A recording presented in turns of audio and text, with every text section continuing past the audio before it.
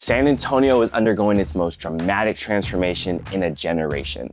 In 2025 alone, we're seeing over $4 billion in development projects break ground, 15 major infrastructure projects set for completion, and 23 new restaurant and entertainment venues that are reshaping the city's cultural landscape.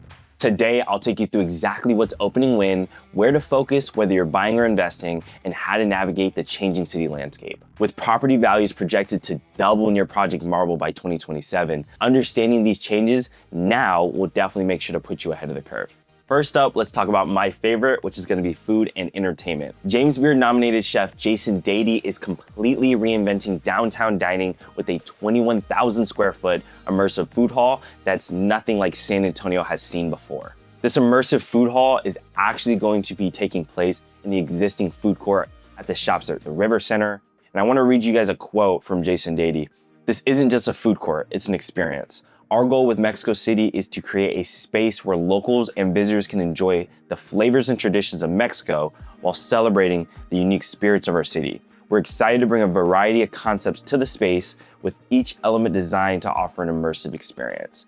And what he's referring to is there's actually gonna be 3 distinct concepts within this particular food court. First on the list is gonna be Tres Arcos. It's gonna be a 130 seat full service restaurant with a focus on the Tex-Mex favorites that San Antonio is known for. And I actually heard they're gonna be featuring Wagyu fajitas on their menu, so I'm pretty pumped for that. Next up is gonna be Dos Cantinas. It's gonna be a 300 seat margarita bar, and it's supposed to have like this sunken garden vibe. So I'm very excited to see how that concept comes to fruition, but I don't know about you. I feel like everyone loves a good margarita, so I'm very excited about this one as well. And probably my most anticipated out of the 3 concepts is gonna be El Ultimo. It's supposed to be a speakeasy style agave tasting room, a very limited seating, intimate vibes. I had the opportunity last year when I was in Cabo to do like a private agave tasting. It was a great experience. So I'm very pumped to see what they do here in San Antonio with it. They're also supposed to have sommelier from Mexico. So again, very excited for that one. Let me know which one of the 3 concepts you guys are most excited for. Sticking with downtown, we're now gonna talk about the Grand Hyatt's $9 million culinary makeover. They're also gonna be actually introducing 3 new concepts. First is gonna be Motifair, an Italian steakhouse replacing Bar Rojo with a dry-aged beef program. This spot looks like it's gonna be great for date nights. The atmosphere that they show via their renderings looks like a very intimate and awesome setting. So curious to see how that one pops out. Next up is gonna be Tejas Lounge, a Texas whiskey bar featuring over 200 local spirits. They're also gonna have light bites, and this is gonna be actually in the hotel lobby. So it's gonna be really cool if you want a quick drink, maybe before Motifair, or if you're visiting in town. And the final concept is gonna be Spoonful Provisions. It's taking place of the current Perks Coffee. This is also gonna be a coffee bar. They're gonna have direct trade beans from 12 different countries, which is amazing. They also have a quote of Texas featured products. Curious to see what that exactly means. Nonetheless, all of the 3 different concepts look very nice, as well as the renderings, making very aesthetic places. So something to look forward to in the Grand Hyatt for the months to come. As we take a look outside of downtown, the bar Elsewhere is expanding north for Elsewhere 2. This is gonna be very similar to the original bar with a great vibe, great food, great drinks, but it's gonna be a little bit elevated. You're gonna have a Ferris wheel, a greenhouse pavilion, and this is set to open in June of 2025. I've actually met the owners a few times, Nolan and Taryn, great people, and I love what they're doing in downtown or the downtown area. So I'm very excited to see how this one comes into place on the north side of San Antonio. I remember when the River Center food court was just burgers and fries. In 2025, you'll find Wagyu fajitas and mezcal tastings. But there's one restaurant concept that's being kept completely under wraps until next month. I'll share what I know when I can. And speaking of downtown transformations, the Riverfront is undergoing its own renaissance. After 4 years of construction, downtown's $42 million cultural heartbeat is finally taking shape, and the early results are already showing 30% increase in foot traffic for our local businesses. The zonal cultural project is in their final phase. They're gonna be widening sidewalks to 18 feet with protected bike lanes along Commerce, San Saba, and Santa Rosa Street. They're enhancing the lighting and historic preservation of Market Square's 19th century architecture. We spoke with a few local shop owners. They've already reported, like I said, 30% foot traffic increase post-construction, which is amazing for our local businesses. Alongside the Zona Cultural project, Hemisphere Park has already started their second phase. This is gonna have a 2-acre expansion with the interactive water feature and a 360-seat amphitheater. This is gonna connect to Yaguana Gardens via an ADA accessible pathway. This is all set for completion this year in August 2025, which is gonna be awesome. The South Alamo Street remake will be completing its $48 million transformation this year. They were supposed to be finishing in May. They had a bunch of delays that were pushing into March and April. So what they did is they put a temporary solution for March Madness, since we're gonna have the Final Four here, that they will be demolishing in the upcoming months to completely finish a more permanent solution again later this year in 2025. And the best part, with San Antonio's transportation revolution underway, getting into these incredible public spaces is about to become easier than ever. After 7 years of planning, transportation projects that will save commuters up to 22 minutes per trip are finally becoming a reality. The Loop 1604 North expansion from Bandera Road to I-10 is now 83% complete with 4 new express lanes. They've already seen a reduction of congestion by 42% with their early testing, and 2 new flyover ramps are opening at the I-10 intersection. I don't know about you, but I am going to love when this is all said and done, because I currently hate the traffic that it is actually procuring. Nonetheless, again, it's 83% complete, so the pain and suffering should end soon. Next up is going to be the I-10 East and Loop 410 interchange. It's about 80% complete, and they're actually going to be doing what we call a diverging diamond design. It's a fancy way of saying the intersection at Bandera and 1604 if you're familiar with town. It does help the flow of traffic tremendously. They're actually projecting a 22-minute time saving for commuters on the east side of town. What has to probably be my favorite transformation in the transportation space is going to be the autonomous vehicles. Currently on Broadway Street, they're doing a 45-day testing period for driverless shuttles. You see this a lot in other major metros. Austin actually has it, San Francisco has it, some of these bigger cities, but they're brought to you by Waymo's taxi service, which actually Waymo is partnered with Uber, and they're looking at launching their services here in San Antonio by the end of this year, which is quite nice. And then to top it all off, Kodak Robotics is deploying driverless semi-trucks on State Highway 130. That's just outside of San Antonio and goes all the way up to like Austin. It's a tollway. Nonetheless, that's gonna help with the logistics scenes down here in South Texas tremendously. And with these easier commutes come explosive growth in housing options across all budgets. San Antonio's housing market is adapting to meet every needs, from $400 a month affordable units to luxury high rises with Riverwalk views. First up, we're gonna have Los Arcos at Vida. If you're not familiar with Vida, it's gonna be on the south side of San Antonio, and it is a true master plan community. This particular complex is gonna be the first affordable housing complex from the 2022 bond. It's gonna have 324 units for residents earning between 30 and 70% of the area median income. And what's truly remarkable is how it breaks the affordability housing mold with luxury-inspired amenities like resort-style pools, co-working spaces, and much, much more. After they opened in January, they received over 1,200 applicants for the 324 units.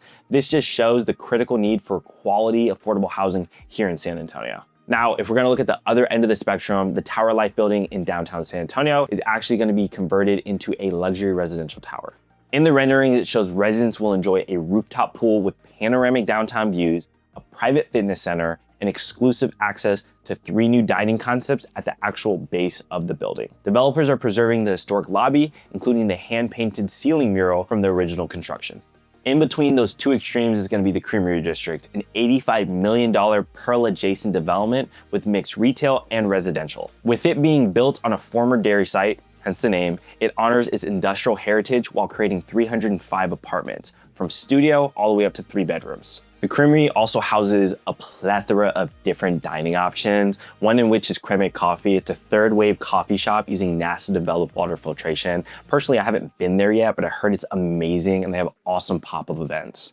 Next up is going to be Lunatic Rooftop. It's a reserve-only bar with 360 views of downtown, which is amazing. And then personally, my favorite is gonna be Easy Baby. It's an underground ultra lounge that also houses Chica, a very cool omakase experience that you don't see too often in San Antonio. And a little insider tip, qualified buyers can save up to $15,000 on their down payment through the city's neighborhood housing services. It's income-based, but it's surprisingly generous. A family of 4 can make up to $97,000, and still qualify. The one thing is funding is limited and it is on a first come, first served basis when new rounds do open. But the good news is my team and I help clients not only with this particular program, but with dozens of others in and around the state. So with that being said, if you want more information on this or any other program, go down below. You'll see all of our contact information in the description. Don't hesitate to reach out so we can be a resource for you and your family. Now let's dive into San Antonio's most ambitious development yet, Project Marvel. Most people are looking at this project as just a new Spurs arena, and it's truly not. It's a completely new sports and entertainment district in the area, and is projected to double property values in the surrounding areas by 2027. And we'll start with the centerpiece of it all, the Spurs Arena Complex. It's gonna be an 18,500 seat venue with a retractable roof, and it's gonna be in place of the former Institute of Texas Culture site. And the goal with this is no general taxpayer funding to be used. Instead, they're looking to get it financed through a combination of hotel and car rental taxes, primarily paid by visitors to the city, alongside a significant private investment from the current Spurs ownership and development partners. While this isn't set in stone, this would be awesome for San Antonio residents. Alongside the brand new Spurs Arena, they're also looking at doing upgrades to the Alamo Dome. It's gonna be a $250 million renovation, adding 50 new luxury suites and an NFL-ready locker room. Not to say we're actually gonna get an NFL team, which would be awesome, but it'd be really cool to at least have specific games here in San Antonio every year or so. On top of that, the goal is also to secure more venue opportunities such as concerts, college basketball Final Fours from here on, and much, much more. Alongside those arenas, the old 1929 courthouse building is becoming a 5,000 seat live music venue. This is particularly nice because there's not really any medium-sized venues in San Antonio. You either have the Majestic Theater, which is less than 3,000, or you go to the other end of the spectrum, which is the Frost Bank, over 18,000. So this is gonna be particularly nice because San Antonio's probably been passed up many times because they don't have this size of a venue. And speaking of being passed up, we've also had reports that 90 conventions passed up on San Antonio in the past 5 years due to either a lack of adequate space or outdated infrastructure, which pretty much means thousands of visitors and millions of dollars were lost because particularly the space aspect. The convention center isn't the biggest when you think of other major cities, and this is gonna add additional rooms and space really, or capacity for the convention center, which is quite nice. Perhaps the most visually stunning element of Project Marvel will be the I-37 land bridge connecting the entire entertainment complex. This 200-foot wide bridge will create a seamless pedestrian connection across the highway, allowing visitors to park once and easily access all the elements of the entertainment district on foot. The bridge will feature native landscaping, water features, and an interactive public art installation as well. And what most people aren't realizing is this development strengthens San Antonio's bid for a Major League Soccer team. The land east of the arena has already quietly been optioned for a 25,000 seat soccer stadium with preliminary designs already completed. Alongside that, San Antonio's FC ownership group is already in ongoing discussions with the MLS officials. The economic impact is staggering. Beyond construction and venue jobs, Project Marvel will catalyze at least $500 million in additional private investments within just a 1 mile radius. Property values in adjacent neighborhoods are projected to increase by 85 to 100% by 2027. I personally don't know if these projections are going to come into fruition, but when you look across the United States at similar situations, property values do tend to go up, and I think this will be very healthy for our downtown housing market. By the way, if you want to know about all the newest things coming to San Antonio, then make sure to subscribe to my newsletter using the link in the description below. It's the best of all things San Antonio, positive news only, sent directly to your inbox every month.